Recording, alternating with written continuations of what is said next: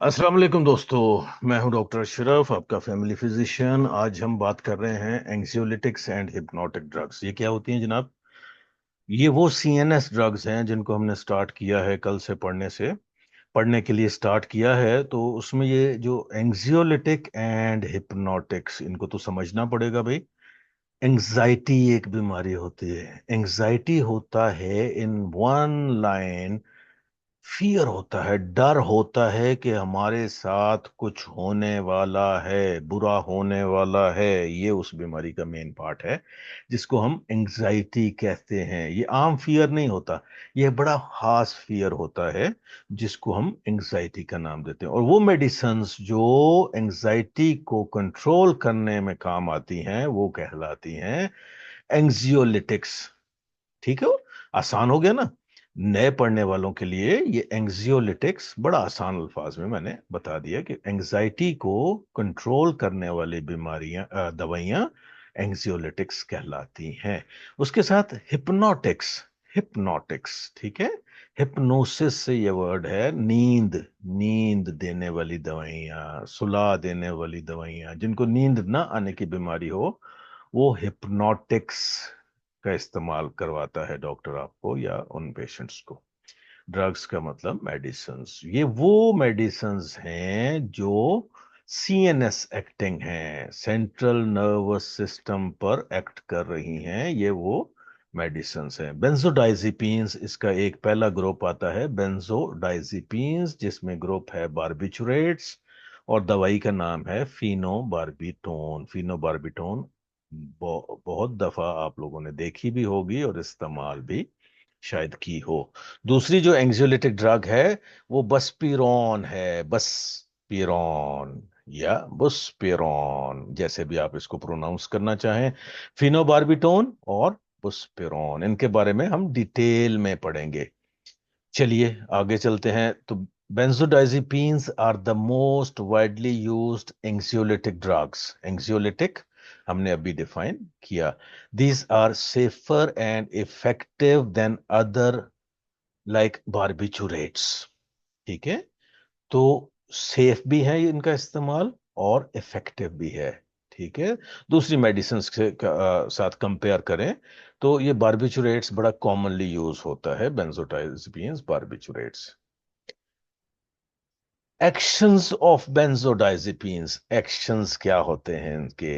Reduction of anxiety at low doses.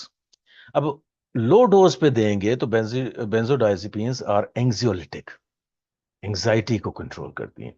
They reduce anxiety by selectively enhancing GABAergic transmission in the neurons. Neurons में एक गैबा chemical होता है, gamma amino acid.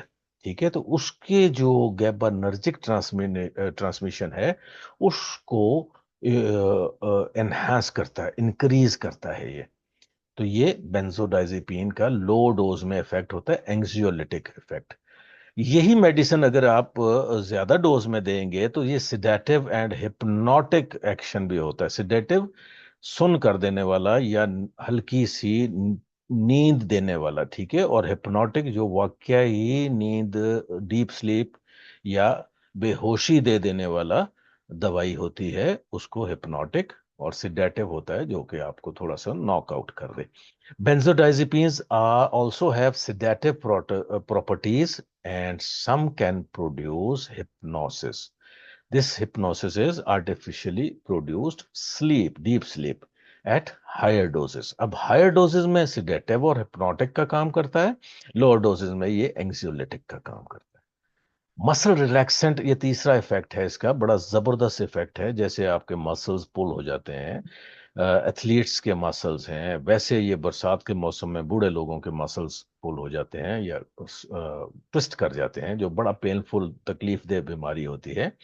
तो उसमें भी benzodiazepines they relax the skeletal muscles. Muscles को relax करने में ये दवा इस्तेमाल होती है। अब इसके थेराप्यूटिक यूजेज आ जाते हैं। थेराप्यूटिक यूजेस जो हैं, थेराप्यूटिक यूजेस, इस्तेमाल जो कि मेडिसिन में या डॉक्टर्स के हाथों से होता है। इसको एंजाइटी ट्रीटमेंट कहते हैं या मस्कुलर डिसऑर्डर्स में, जैसे हमने पहले बयान किया। तो anxiety treatment, the benzodiazepines are effective for the treatment of anxiety disorders, social anxiety disorders, performance anxiety, etcetera etcetera. ये अब एंजाइटी की किस्में बयान की गई हैं। एंजाइटी डिसऑर्डर जनरल होता है, एंजाइटी डिसऑर्डर सोशल होता है, एंजाइटी डिसऑर्डर जो होता है परफॉर्मेंस का भी होता है।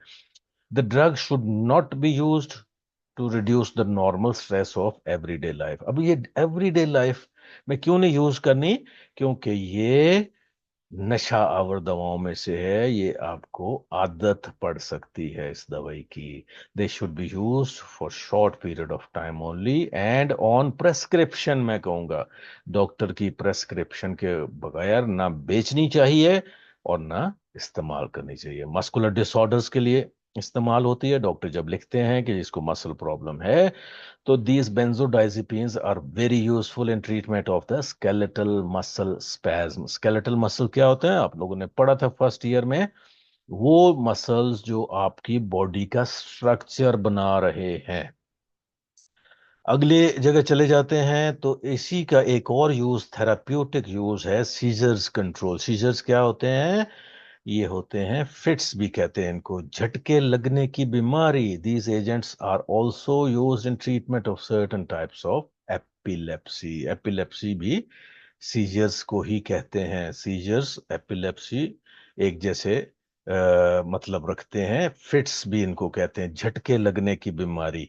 चाहे वो बहुत सारी किस्मों की होती है, लेकिन उसमें बेंजोडाइजिपीन बड़ा अच्छा इफेक्ट करती हैं। इसी तरह स्लीप डिसऑर्डर्स जिसमें हो, जिनको नींद ना आती हो काम की वजह से, स्ट्रेस की वजह से, एंजाइटी की वजह से, डिप्रेशन की वजह से, तो उन लोगों को भी आप लोग benzodiazepines, not all the benzodiazepines are useful as hypnotic agents, although all have sedative और कामिंग इफेक्ट्स। ठीक है? जो एक फियर की वजह से, एक खौफ की वजह से लोग घबरा के और डॉक्टर के पास या घबरा के कुछ गलत काम भाग दौड़ के करने शुरू कर देते हैं, उनको सिडेट करने के लिए या काम करने के लिए ये दवा इस्तेमाल हो सकती है और होती है। These agents are also used in treatment of insomnia. Insomnia generally इसको डिफाइन करते हैं कि नींद ना आने की बीमारी। उसकी कई वजूहात हो सकती हैं। इसके फार्माकोकाइनेटिक्स देखते हैं। फार्माकोकाइनेटिक्स हमने जैसे डिस्कस किया था डेफिनेशंस में, कि बॉडी में जब ये दवा जाती है तो बॉडी का इसके साथ क्या रवैया होता है। The benzodiazepines are lipophilic. Lipophilic का मतलब है कि ये लिपिड्स के साथ हल होके तो आपकी बॉडी में ज्यादा काम करती हैं। And they are rapidly and completely absorbed after oral administration। oral हमने कहा था, पर ओरल रूट के जरिए, खाना पीने के जरिए ये दवाई फुली एब्जॉर्ब हो जाती है और रैपिडली एब्जॉर्ब हो जाती है। And distributed through the body, आसानी से डिस्ट्रीब्यूट भी हो जाती है। इसके एडवर्स इफेक्ट्स, डेफिनेटली हर दवाई के कुछ ना कुछ एडवर्स इफेक्ट्स, बुरे असरात भी होते हैं। उसमें हमने ये देखना है कि ये बहुत ज्यादा ड्राउजीनेस कर सकती है, काम के दौरान कंफ्यूज हो सकता है बंदा, ड्राइविंग के दौरान जो है कंफ्यूजन हो सकती है उसको। और इसमें अर्ली मॉर्निंग इंसोम्निया एक और इफेक्ट हो सकता है कि रात को तो नींद आ गई लेकिन जल्दी से जाग जाता है बंदा और फिर उसको नींद नहीं आती। बार्बिट्रेट्स की मैकेनिज्म ऑफ एक्शन क्या होता है? The sedative hypnotic action of the barbiturates is due to their interaction with GABA receptors. हमने पहले कहा ना, गैबानर्जिक या गैबा रिसेप्टर्स जो होते हैं ब्रेन में, उन पे जाके इफेक्ट करता है, विच एनहेंसेस गैबानर्जिक ट्रांसमिशन। तो एनहेंस करता है गैबा की एक्टिविटी को। गैमा अमाइनो ब्यूटारिक एसिड इसको बोलते हैं, गैबानर्जिक। जहां जहां गैबा अमाइनो ब्यूटारिक एसिड का इस्तेमाल है ब्रेन में, उसको यो बारबिचुरेट्स जाके एनहांस करते हैं, सपोर्ट करते हैं उसके काम में। तो वो आगे अपने फंक्शंस के तौर पे या तो वो स्लीप इंड्यूस करता है या फिट्स को कंट्रोल करता है या जो दूसरे मसल रिलैक्सेशन के काम वो करता है। आगे चलते हैं, बारबिचुरेट्स या बेंजोडाइजिपीन्स के एक्शंस क्या हैं। ठीक है, एक्शंस ऑफ बेंजोडाइजिपीन्स अलहदा से देख लीजिए हैं। Depression of the CNS at low doses.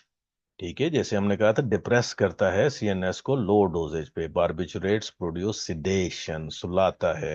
Have a Kameng effect, और रिलैक्स करने के काम आता है। टू रिड्यूस द एक्साइटमेंट, जो एक अंदर एक शोला सा लग जाता है किसी लोगों के, और एक्साइट हो जाते हैं वो गुस्सा कर जाते हैं, तो उनमें भी ये कामिंग इफेक्ट देता है। At higher doses the drugs cause hypnosis. Hypnosis का मतलब होता है डीप स्लीप, ज्यादा नींद आना। और एनेस्थीजिया, जैसे एनेस्थीजिया में चले जाते हैं लोग, तो उसमें एनेस्थीजिया वाले भी इसको यूज करते हैं ताकि वो आपका सर्जरी का काम बड़ी आसानी से कर सकें। एंड फाइनली, फाइनली अगर बहुत ज्यादा डोज कोई ले ले गलती से, तो ये कोमा और डेथ भी कॉज करती है। कोमा होता है बेहोशी ऐसी में चले जाना जिससे वापस आना मुमकिन ना हो, और डेथ की तरफ रास्ता जाता है। ये आम तौर पे मैं नाम नहीं लेना चाहता, लेकिन खुदा ना खास्ता अगर कोई हाई डोजेज ले ले और खुदकुशी के नियत से ले ले, तो उसके लिए ये रिजल्ट्स होते हैं कोमा और डेथ के। अल्लाह हम सबको अपनी हिफाजत में रखे। Thus, any degree of depression of the CNS is possible depending on the dose. जितनी डोज आप देंगे उतनी डिप्रेशन ऑफ द सीएनएस। तो ये सीएनएस डिप्रेसेंट दवाई है, डिप्रेस करती है उसको, सीएनएस के इफेक्ट्स को, थ्रू गैबा। बारबिचुरेट्स का रेस्पिरेटरी डिप्रेशन भी हो सकता है। अब ज्यादा डोज में barbiturates suppress the hypoxic and chemo receptor response to carbon dioxide, and overdose जब हो जाती है तो it is followed by respiratory depression and death. जैसे उधर हमने बयान किया कि कोई भी बंदा अगर नियतन या गलती से या कोताही से ये दवाई ज्यादा ले लेता है, तो उसका रेस्पिरेटरी डिप्रेशन भी हो सकता है, और डेथ तो फिर कॉमनली हो जाती है। Therapeutic uses of barbiturates. अब बारबिचुरेट्स की therapeutic uses. Anaesthesia, selection of the anaesthesia पहला है। Selection of the barbiturate is strongly influenced by a desired duration of the action. अब जब एनेस्थीसिया वाला डॉक्टर है, वो उस बारबिचुरेट को सिलेक्ट करता है जो हमने, जैसे आधा घंटा ऑपरेशन करना है, तो वो आधे घंटे वाली बारबिचुरेट सिलेक्ट करता है। अगर लॉन्ग टर्म करनी है तो लॉन्ग टर्म उसको बारबिचुरेट्स अवेलेबल होती हैं। The ultra short acting barbiturates such as thiopental. Thiopental भी एक ड्रग का नाम है, मेडिसिन का नाम है, जो कि एनेस्थीसिया वाले यूज करते हैं। एनेस्थीसिया वाले डॉक्टर सर्जरी के दौरान या सर्जरी में इस्तेमाल होती है। Are used intravenously to induce anaesthesia. इसका रूट ओरल नहीं होता, क्योंकि बंदे को बेहोश करना है तो इंट्रावीनस यूज होता है, और इसको बार बार उसको दिया जा सकता है। बारबिचुरेट्स का एंटाई कन्वल्सेंट इफेक्ट। कन्वर्जेंस हमने अभी डिस्कस किया, फिट्स, एपिलेप्सी, कन्वर्जेंस, ये एक जैसे नाम है, एक ही चीज के नाम है। एंटाई कन्वल्सेंट या एंटाई एपिलेप्सी। ठीक है, तो barbiturates are used in long term management of seizures, झटके लगने की बीमारी। स्टेटस एपिलेप्टिकस, बहुत तेज जो झटकों की बीमारी होती है। और एक्लेम्पसिया, जो प्रेग्नेंट लेडीज को झटके लगने की बीमारी होती है, उसमें भी बारबिचुरेट्स यूज होते हैं। एंजाइटी की ट्रीटमेंट में बारबिचुरेट्स यूज होते हैं। Barbiturates have been used as mild sedatives to relieve anxiety, nervous tension and insomnia. जैसे हमने पढ़ा, एंजाइटी वो डिसऑर्डर्स जिसमें फियर एक खास किस्म का होता है, नर्वस टेंशन जैसे हम सब लोगों को कभी कभी हो जाती है नर्वस टेंशन, और इंसोम्निया अक्सर लोग जो सो नहीं पाते, नींद की ना आने की बीमारी में मुब्तला है। इसके फार्माकोकाइनेटिक्स देखते हैं बारबिचुरेट्स के। Barbiturates are absorbed orally and distributed widely throughout the body. These agents are metabolized in the liver. Liver बड़ा important metabolizing machinery है हमारी। And inactive metabolites are excreted in urine. Kidneys सही हों तो barbiturates excrete होते हैं urine के जरिए। कहाँ कहाँ? Orally absorbed, metabolised in the liver, and the inactive metabolites, they are excreted in urine. Adverse effects क्या होते हैं इनके? एडवर्स इफेक्ट्स होते हैं जनरली, अच्छे इफेक्ट्स हमने ले लिए, अब एडवर्स इफेक्ट्स भी कुछ हो सकते हैं। इसमें ड्राउजीनेस आ सकती है, ड्राइविंग मुश्किल हो सकती है, छत पे खड़ा बंदा गिर सकता है, काम करता हुआ बंदा बेहोश हो सकता है या गिर सकता है। Impaired concentration, concentration, school performance, college performance, याद करने की परफॉर्मेंस कम पड़ सकती है। And mental and physical sluggishness, slow thinking हो जाएगी, ट्रेमर्स, हाथों में कपकपी आ सकती है, जिस्म में कपकपी आ सकती है, एंग्जाइटी, एंग्जाइटी एंड वीकनेस, कमजोरी आ सकती है, रेस्टलेसनेस कम और बेचैनी आती है। इसके साथ साथ अगर ओवरडोज करेंगे तो nausea and vomiting, nausea and vomiting क्या होता है? उल्टी जैसी कैफियत होना है और उल्टी हो जाना। और अगर हाई डोजेस में चली गई ये दवाई या अनकंट्रोल्ड हो गई तो death can occur due to overdose of many of the barbiturates. उसके बाद आती है buspirone, buspirone other anxiolytic agent. Buspirone is useful in the treatment of generalized anxiety disorders. Buspirone lacks the anticonvulsant and muscle relaxant property. अब ये इसकी property नहीं है, तो ये generalized anxiety disorders के लिए specific है Buspirone. Most common adverse effects are headaches, dizziness and nervousness. Headaches, sir का दर्द, dizziness, चक्कर आ जाना, और nervousness, थोड़ा सा जैसे आप नर्वस हो जाते हो, कॉन्फिडेंस का लूज कर जाना।